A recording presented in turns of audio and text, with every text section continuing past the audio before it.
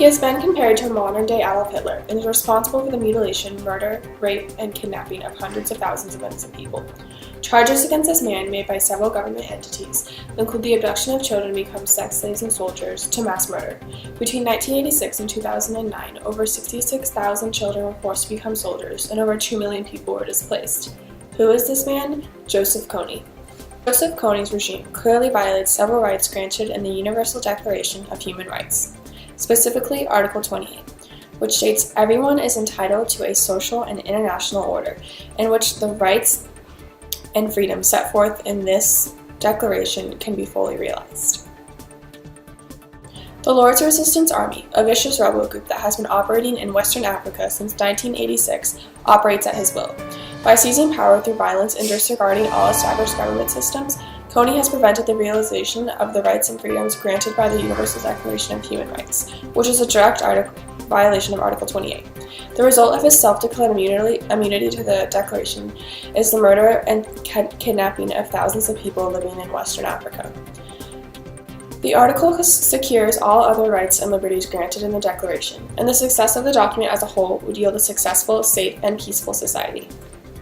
The Ugandan government has essentially turned a blind eye to Kony's crimes. Realizing they are not strong enough to successfully fight Kony's army, their executive branch of government decided to unofficially cut northern Uganda, the area that Kony's army primarily operates in, out of the territory they are committed to governing. But first, let's take a step back and take a look at Uganda's history. Uganda began making strides toward becoming democratic beginning on October 9, 1962, when they declared independence from Great Britain.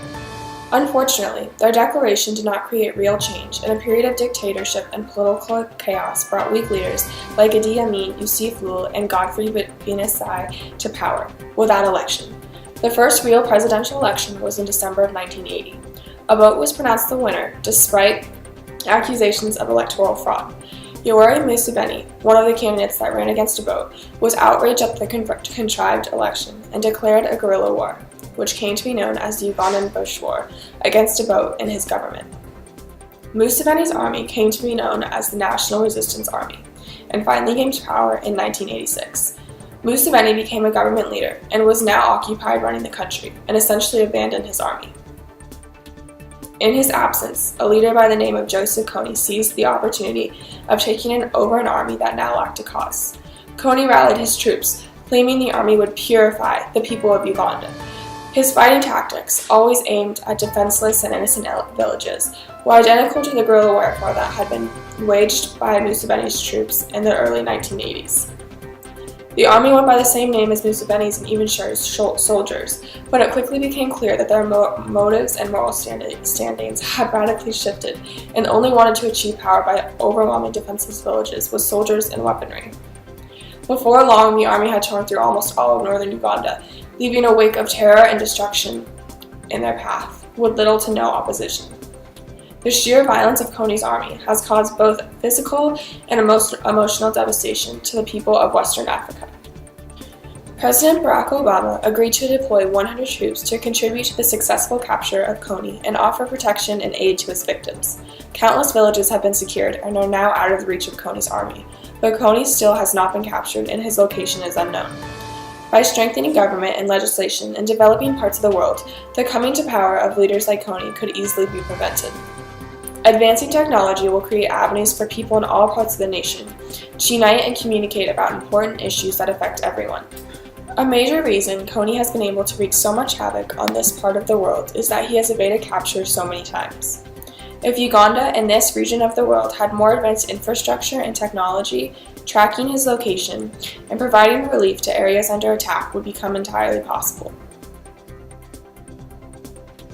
Involving the entire nation in legislation and government instead of isolating one part of the nation, like northern Uganda in this case, will help unite the people and strengthen the nation, which will prevent people like Kony from being able to come in and seize power. Kony's approach to gaining power has been to attack defenseless nations with a barrage of violence and gunpowder. Cutting off the IRA's access to these weapons and ammunition will take all of their power away. The fight against Kony's crimes against humanity have come a long way, but there is still much work to do.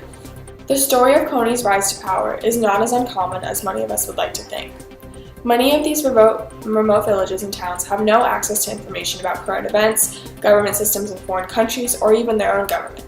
If the United States were to provide these places with knowledge and access to information, even things as trivial as a newspaper or a schoolroom with updated textbooks, they would have a better understanding of what life could be like for them.